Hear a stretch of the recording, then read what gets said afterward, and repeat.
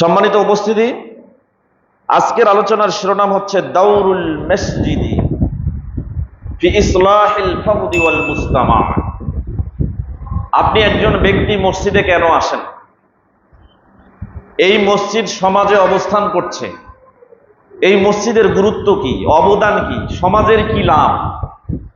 একটা সমাজে যদি একটা মসজিদ থাকে, সেই সমাজের কি কোনো আদৌ লাভ আছে? বলেন, আছে?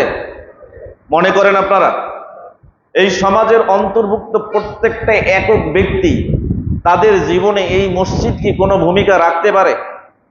আছে? এরকম কোনো ভূমিকা আছে? আমরা সেগুলো নিয়ে আলোচনা করবো আজকে। প্রথম কথা হচ্ছে মসজিদ।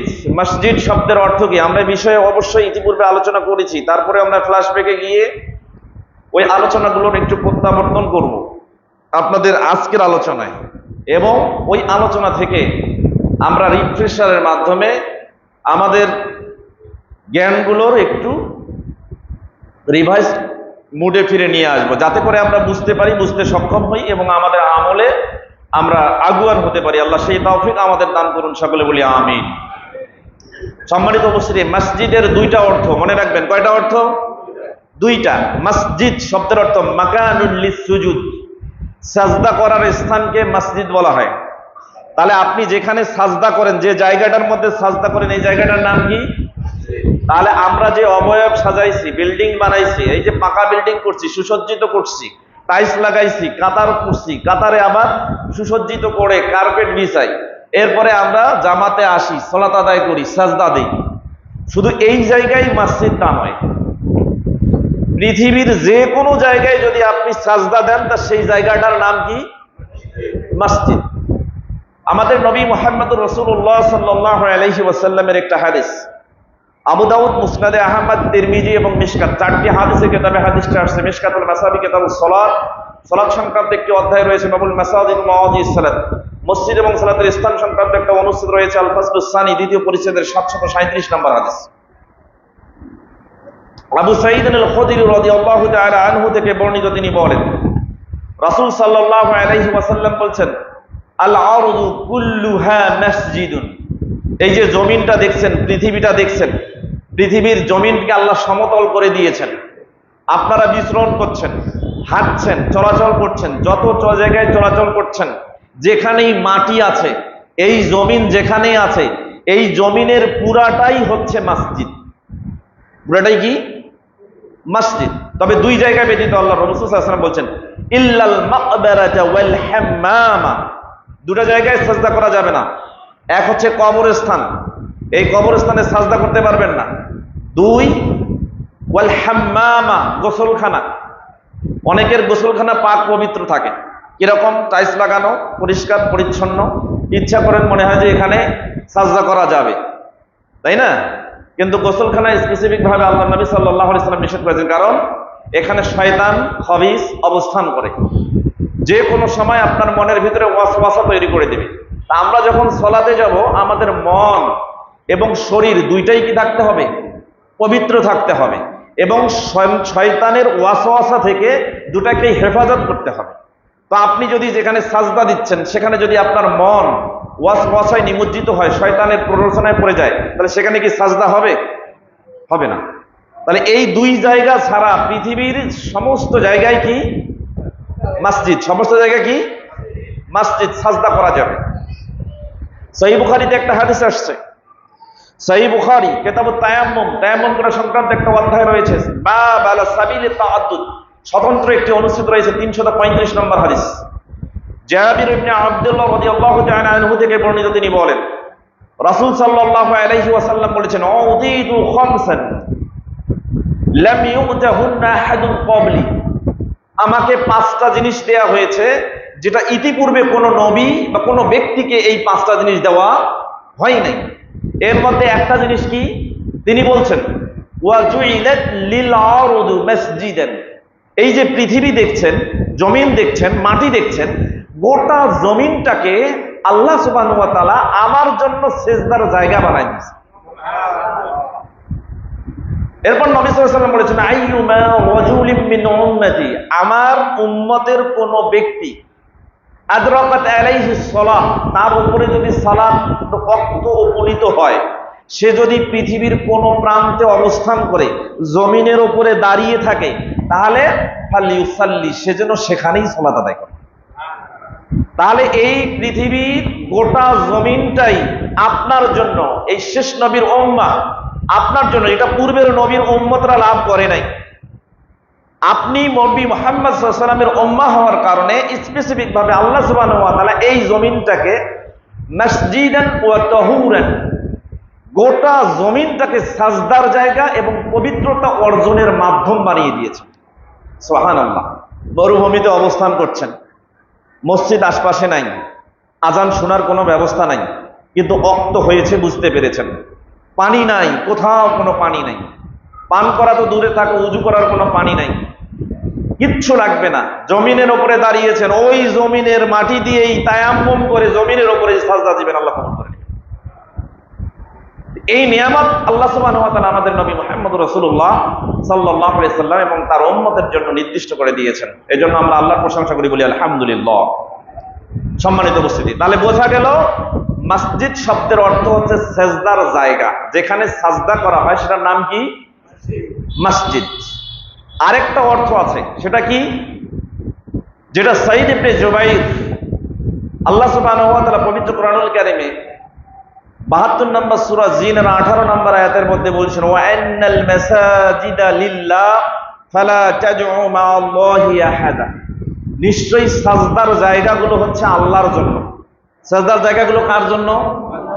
আল্লাহর জন্য। ফালা তাদউ মাআল্লাহি আহাদা, সুতরাং আল্লাহর সাথে অন্য কাউকে আহ্বান করো না, ডাকো না, তার মানে শিরক হয়ে যাবে। তো সাজদার জায়গা, এই জন্য সাঈদ ইবনে জুবাইর রাহিমাহুল্লাহ তিনি বলছেন, আল জামি লি আহকামিল কোরআন, ইমাম কুরতুবী রাহিমাহুল্লাহ পবিত্র কোরআনুল কারীমের 72 নম্বর সূরা জিন এর 18 নম্বর আয়াতের ব্যাখ্যায় তার কওলটা কোট করেছেন। তিনি বলছেন, আল আজাউল্লাতি বিহিন্না ইয়াসজুদুন নাস, মানুষ যে অঙ্গগুলো দিয়ে, শরীরের যে অঙ্গ প্রত্যঙ্গ দিয়ে মানুষ সাজদা করে, সেই অঙ্গ প্রত্যঙ্গগুলোকে মসজিদ বলা হয়। সুবহানাল্লাহ। তাহলে মসজিদ আমাদের শরীরের ভিতরেই আছে। দেখেন, তিনি বলছেন মানুষ যে অঙ্গ প্রত্যঙ্গ দিয়ে সাজদা করে, সেই অঙ্গ প্রত্যঙ্গগুলোকে মসজিদ বলা হয়। তাহলে আমরা কি দিয়ে সাজদা করি? এর সপক্ষে একটা দলিল আছে বুখারী মুসলিমে। মিশকাতুল মাসাবি কিতাবুস সালাত, সালাত সংক্রান্ত একটি অধ্যায়, বাবু সুজুদি ওয়া ফাদলিহি, সেজদা করা এবং তার ফজিলত সংক্রান্ত একটা অনুচ্ছেদ, আল ফাসলুল আউয়াল, প্রথম পরিচ্ছেদ 887 নম্বর হাদিস।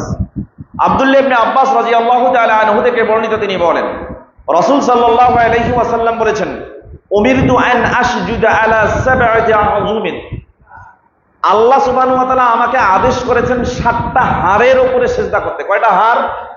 হাড় মানে বোঝেন তো, হাড্ডি। 7টা হাড্ডির উপরে সাজদা করতে আল্লাহ সুবহানাহু ওয়া তাআলা আমাকে আদেশ করেছেন। সে হাড্ডিগুলো কি, হাড়গুলো কি? তিনি বলছেন, আলাল জাবহা, কপাল, কপালে হাড় আছে না নাই? ওয়াল ইয়াদাইন, 2 হাত, ওয়ার রুকবাতাইন, 2 হাঁটু, ওয়া আতরাফিল কদামাইন, এবং 2 পায়ের পাতার অগ্রভাগ, এগুলোতে হাড় আছে। এই 7টা হাড়ের উপরে সাজদা করতে আল্লাহ কি করেছেন? আদেশ করেছেন। তাহলে বোঝা গেল মসজিদ শব্দের অর্থ হচ্ছে শরীরের ওই অঙ্গ প্রত্যঙ্গ, যে অঙ্গ প্রত্যঙ্গ দিয়ে আল্লাহর জন্য সাজদা করা হয়। কথা কি বুঝতে পারছেন? এর আরেকটা দলিল কোথায় পাবেন? সূরা আনাম অধ্যায় 6 আয়াত 162।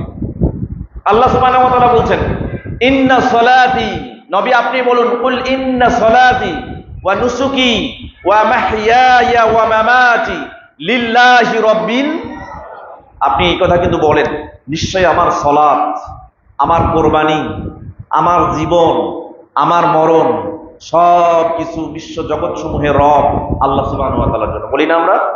এটা স্বীকার করি আমরা? তাহলে চলেন, আপনার জীবনে আপনার শরীর আছে না নাই? এই জীবনে এই শরীরের এই হাড় প্রত্যঙ্গ, অঙ্গ প্রত্যঙ্গ গুলো কার? কার? কথা কি বুঝতে পারছেন সম্মানিত উপস্থিতি? তাহলে বোঝা গেল যে মসজিদ শব্দের 2টি অর্থ। এক, মাকানুল লিসসুজুদ, যে জায়গায় সাজদা করা হয়, হতে পারে এই জায়গাটা, এটা মসজিদ। এরপরে পৃথিবীর যে কোনো জমিনে যখনই ব্যক্তি সিজদা করে, সেই জায়গাটা হলো কি? মসজিদ, তাহলে সেজদার স্থানকে। দ্বিতীয় হচ্ছে কোনটা? আল আজাউল্লাতী বিহিন্না ইয়াসজুদুন নাস, ওই সমস্ত অঙ্গ প্রত্যঙ্গ যে অঙ্গ প্রত্যঙ্গ দিয়ে মানুষ আল্লাহর দরবারে সাজদা করে, এই অঙ্গ প্রত্যঙ্গগুলোকে মসজিদ বলা হয়। সম্মানিত উপস্থিতি, এখন আসেন এই মসজিদের কি অবদান রয়েছে। মসজিদ শব্দটা কোরআনুল কারীমে আল্লাহ সুবহানাহু ওয়া তাআলা ওয়াহিদ এবং জমা দুটো মিলে 28 বার উচ্চারণ করেছেন, তিনি নিজে মুখে উল্লেখ করেছেন। মসজিদ শব্দটা এক বচনে 22 বার, আর মাসাজিদ বহু বচনে এই শব্দটা আসছে 6 বার। টোটাল 28 বার এই মসজিদ শব্দ মাসাজিদ শব্দ সহ কোরআনুল কারীমে ব্যবহৃত। এছাড়া 4টি গঠনে 92টি শব্দ কোরআনুল কারীমে উল্লেখ হয়েছে। যে ব্যক্তি সাজদা দেয় তাকে বলা হয় সাজিদুন, এই কথা কোরআনুল কারীমে এসেছে 23 বার। সাজাদা ইয়াসজুদু ইয়াসজুদুন, উসজুদু উসজুদি, এরকম ক্রিয়ার ব্যবহার এসেছে কোরআনুল কারীমে 35 বার। সুজুদ ক্রিয়া মূল হিসেবে কোরআনুল কারীমে এসেছে 6 বার। টোটাল 4টা গঠনে 92টি শব্দ আল্লাহ সুবহানাহু ওয়া তাআলা কোরআনুল কারীমে উল্লেখ করেছেন। যে শব্দগুলোর ব্যবহার কোরআনুল কারীমে বেশি, তার মর্যাদা গুরুত্ব আল্লাহর কাছে বেশি। আপনি জানেন পৃথিবীতে সবথেকে উত্তম জায়গা কোনটা? কোনটা? অথচ আমাদের কাছে এই জায়গা কিন্তু উত্তম হতে পারেনি। আমাদের কাছে এই জায়গা উত্তম হতে পারিনি, আমরা এই জায়গাকে উত্তম বানাই নাই। আমাদের কাছে সব থেকে উত্তম জায়গা যেটা, সেটা আল্লাহর কাছে সব থেকে নিকৃষ্ট জায়গা। বলেন তো সেই জায়গাটা কোনটা?